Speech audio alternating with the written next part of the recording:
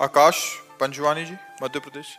राधे राधे जी। राधे राधे महाराज जी, आपके चरणों में कोटि कोटि प्रणाम। महाराज जी, आपका भाव ये है कि जो मतलब हमारे ग्रहों का जो हिसाब किताब होता है, तो जो उसमें उपाय बताए जाते हैं पंडित जी जन द्वारा, तो वो महाराज जी करने से क्या वो परेशानी ठीक हो जाती है, या जैसे वो बताएं वैसे ही करें, या कुछ और भी कर सकते हैं? देखो, जब ग्रह विपरीत होते हैं तो उनकी शांति के लिए वैदिक अनुष्ठान है।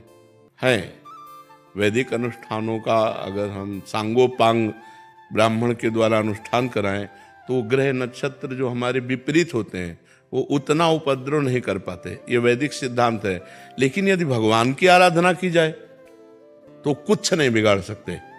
जो पे कृष्ण चरण मन अर्पित तो का करी है नवग्रह रंक। ऐसे ही जानकी नाथ सहाय करें तब कौन बिगाड़ सके नर तेरो।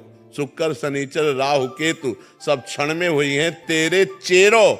जानकी नाथ सहाय करे तो कौन सीम की चाप सके को तासु। बड़ रखवार रमापति जासु। यदि भगवान तुम्हारे अनुकूल हैं और शनिचर 7.5 है तो कुछ नहीं बिगड़ने वाला, मंगल ही मंगल होगा।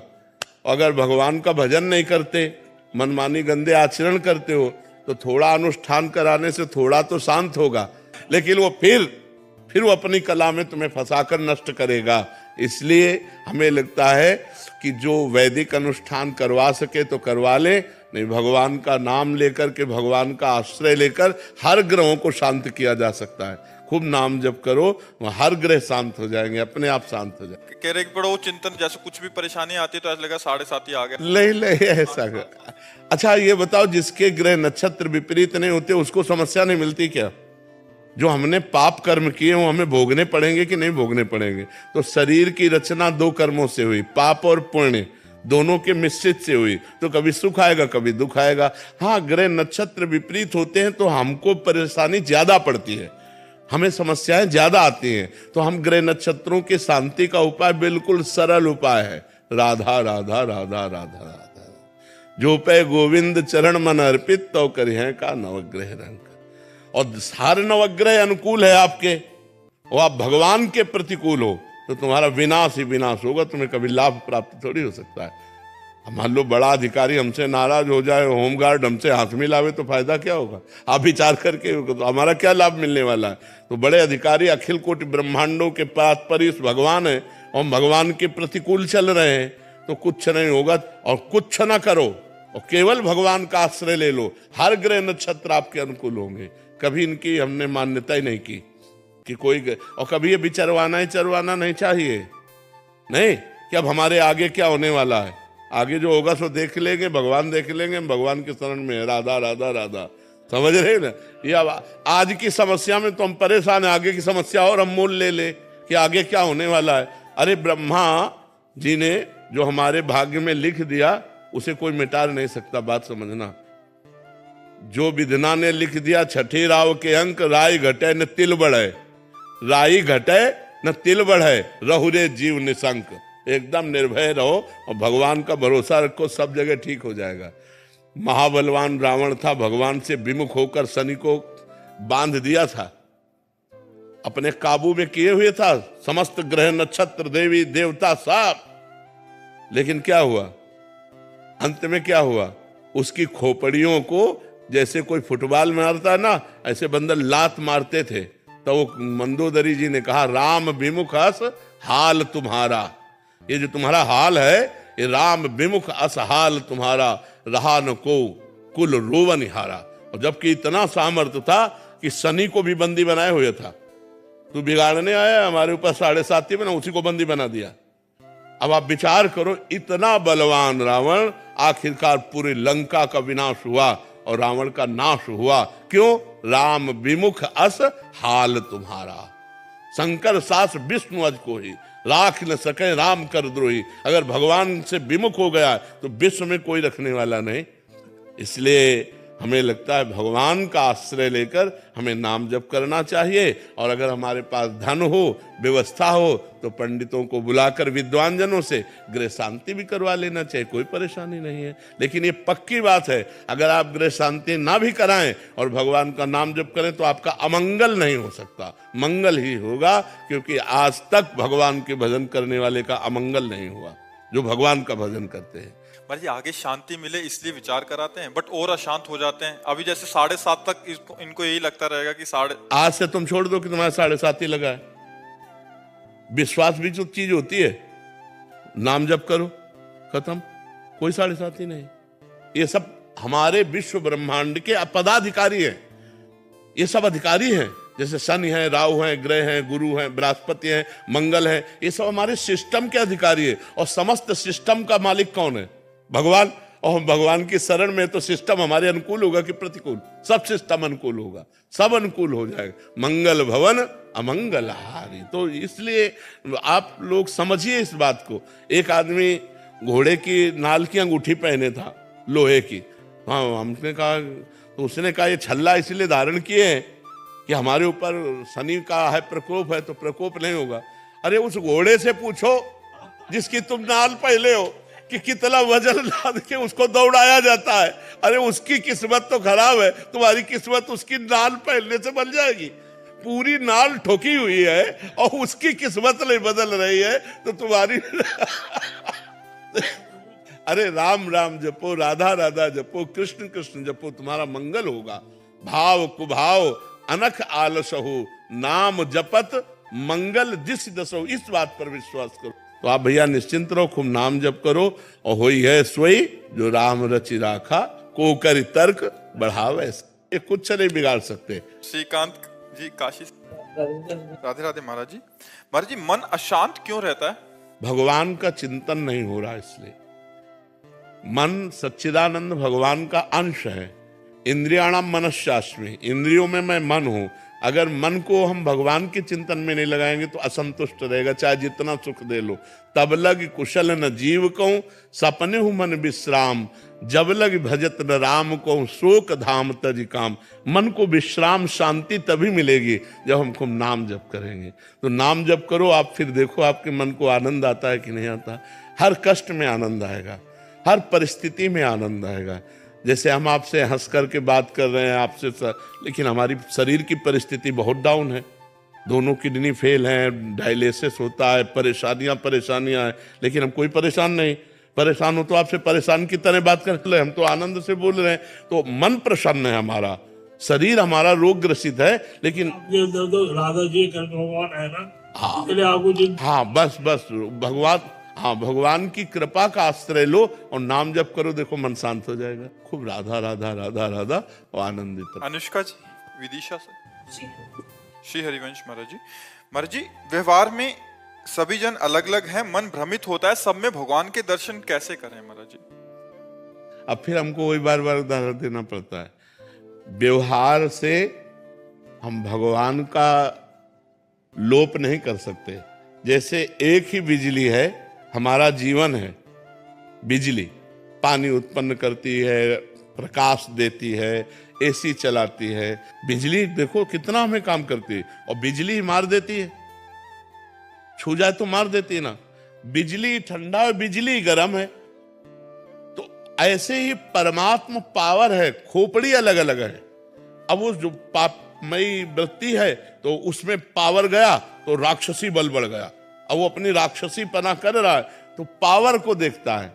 जो पावर को देखता है वो हीटर में भी एक पावर है, हाइलोजन में भी वही पावर है, एसी में भी वही पावर है, फ्रिज में भी वही पावर है। पावर एक है, लेकिन करण अलग अलग होने के कारण उसकी क्रिया अलग अलग है। ऐसे ही बुद्धि का प्रकाश अलग अलग है। कोई दुष्ट बुद्धि वाला है, कोई साधु बुद्धि वाला है, कोई मध्यम बुद्धि वाला है, कोई प्रवीण बुद्धि वाला है, लेकिन पावर सब में परमात्मा एक ही है। परमात्मा रूपी पावर एक ही है। जैसे बिजली का पावर एक ही है, लेकिन क्रियाएं अलग अलग हो रही हैं क्योंकि करण अलग अलग है। ऐसे खोपड़ी अलग अलग है, इसलिए परमात्मा पावर जाकर वैसे स्फुरित होता है। एक है बहुत अच्छा बोलता है, मृदु बोलता है, एक है जब बोले तो हृदय दुखी हो जाए, एक है जो आचरण करे सब गंदा करे, एक है बहुत अच्छा आचरण कर रहा है, लेकिन दोनों में पावर एक ही है।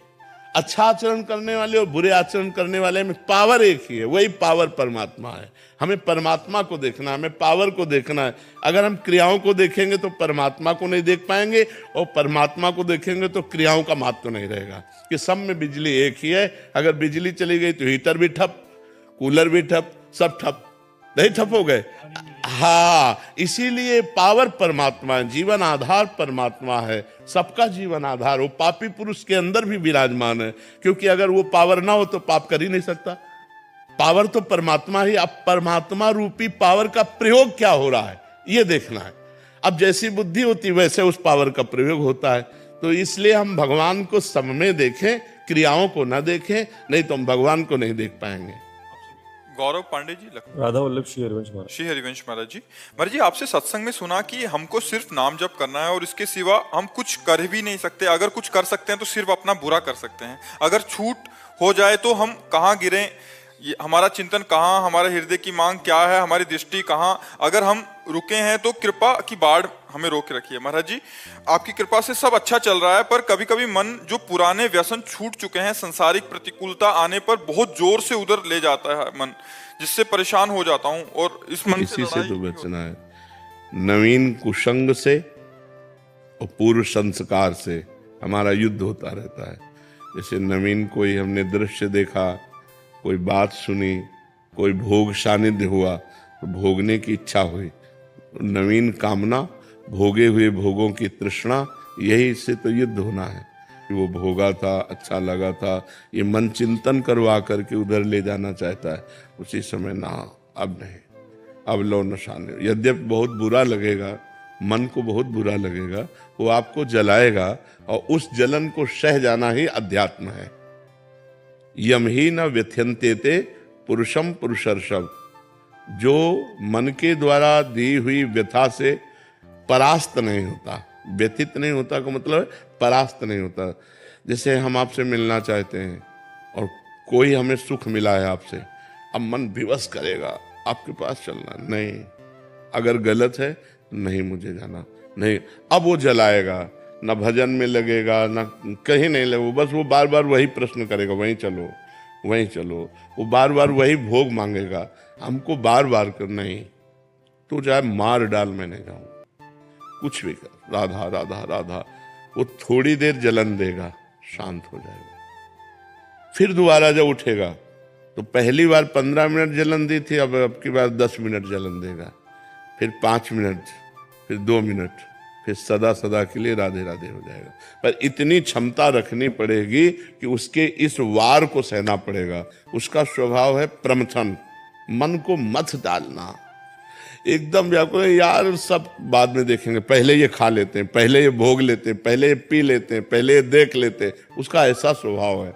मन के स्वभाव को सह जाना यही साधुता है। सहत सहत बाढ़ भगति गृह तन गुरु हितगार। जब ना सहन हो तो रो पड़ो, भगवान को साक्षी करके, हे नाथ आप देख लो हमारी दुर्दशा होने के लिए ये क्या मन कर रहा, प्रभु आप संभालो, मुझे सामर्थ्य दो प्रभु। उस समय प्रभु को पुकारे, उस समय नाम कीर्तन करने लगे, उस समय सत्संग सुनने लगे, उस समय किसी साधक से बातचीत करने लगे। एकांत में तो फिर ठीक पाना बड़ा मुश्किल है। जब हमारा मन किसी विषय पर अरज गया हो और हम एकांत में तुम्हारा बार बार तुम्हें परास्त करेगा, उस समय हमको खोजना है कि किस विषय से शांत होगा। कोई शास्त्र स्वाध्याय, कोई सत्संग सुनना, किसी साधक के पास बैठ जाना, कुछ नहीं है तो जोर जोर से भगवान को पुकारना, राधा राधा किशोरी जू, हे लाल जू, हे प्रभु मुझे बचाओ मेरा मन ऐसे। क्योंकि इसको सहना बहुत कठिन है। बातें बना लेना, उपदेश दे लेना, उपदेश सुन लेना सब सरल है, लेकिन जब ये हठीला मन किसी विषय पर हट कर लेता है कि मुझे ये चाहिए, मुझे ये भोगना है, फिर बड़ा मुश्किल हो। फिर तो मतलब घबराहट पैदा कर देगा, भारी जलन पैदा कर देगा, व्यथा पैदा कर देगा, कहीं लगेगा नहीं तो आपको भी बुद्धि सलाह देगी, अरे कर लो, आज के बाद कभी नहीं करेंगे, पर आज कर लेंगे, शांत तो हो जाएगा मन, बस मर गए, अब फंसा लिया। फिर शांति जब होगी ना तो कहेगा कि नहीं करूंगा, पर पुनः जब संकल्प भरेगा तो तुम लड़ नहीं पाओगे, तुरंत वही करना पड़ेगा। फिर 2-4 बार हारने के बाद मन क्या कहेगा, अब तुम जीत सकते ही नहीं, लगे रहो इसी में, फिर वो जीव कि यार साल भर तो हमने छोड़ा था, फिर यार हम नहीं छोड़ पाए, फिर हम गिर गए। ये पहला जो विषय छोड़ा है उसको चांस मत दो। अगर चांस दिया तो फिर तुम्हें चांस नहीं देगा वो जीतने का, ये पक्का समझ लो। पूरा जीवन का जीवन निकाल देगा और आपकी हिम्मत नहीं पड़ेगी कि उससे आप लड़ सको। और एक बार लड़ना सीख गए हो, एक बार परास्त कर दिया तो आपके अंदर आनंद उठेगा कि यार वो बात से हम बच गए, वो बात से हम बच गए। तो आप हर बात जो बुरी है उसको आप परास्त कर देंगे। ये अध्यात्म की बात है। थोड़ा इसमें सहन करना सीखना पड़ेगा। तितिक्षु भगवान आज्ञा करते हैं, मात्रा स्पर्शास्तु कौन्ते शीतोष्ण सुख दुखदा। ये जो है आगमा पाइनो अनित्यास्तास तितिक्षस्व भारत, ये आगमा पाइना आने जाने वाले हैं, इनको तास तितिक्षस्व भारत, इनको सह। मात्रा स्पर्शास्तु कौन्ते शीतोष्ण सुख दुखदा। ये जो गर्मी सर्दी अनुकूलता प्रतिकूलता लाभ हानि, ये नाना प्रकार की ये आने जाने वाली हैं। काम क्रोध लोभ, ये वृत्तियां आने जाने वाली, टिकने वाली नहीं। इसलिए हे अर्जुन तुम इनको सहन करो, ये भोगने से नहीं शांत होंगी। और हमारी इंद्रियां चंचल हैं और मन इंद्रियों के अधीन है और बुद्धि मन के अधीन है, तो वो भी सलाह देती भोग लो। और अगर बुद्धि भगवान में लगी हुई है तो वो कहेगी नहीं गलत है, हम नहीं करने देंगे। तो अगर बुद्धि ना कर दे तो मन कुछ नहीं कर सकता फिर। लेकिन मन इतना बलवान है कि वो बुद्धि को अपने अधीन करा के दस्तखत करवा लेता है और इंद्रियों के साथ भी मनमानी विचरण करता है। इसलिए खूब नाम जप करो, सत्संग सुनो और सहन करना सीखो। जो सहन कर गया वही आगे बढ़ गया, जो टूट गया वो बिखर गया है संसार में।